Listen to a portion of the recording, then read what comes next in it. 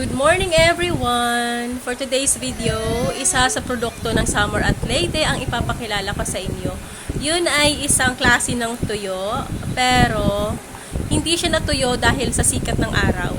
Natuyo siya dahil binabad siya sa maraming asin.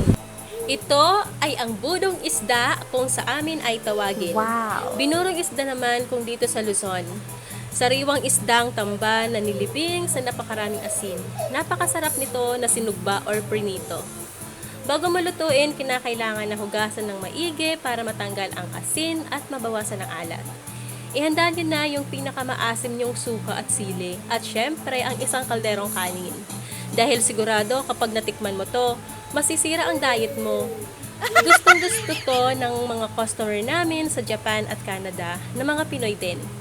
Sa mga gustong matikman ang ipinagmamalaki naming budong isda from Leyte at Samar, direct message lang po kayo sa FB page namin, JYMC Food Products. Lagi po itong available sa aming store, pati sa aming Shopee store available din. Shopee link ay makikita sa caption. Just click the link to order. Maraming salamat po!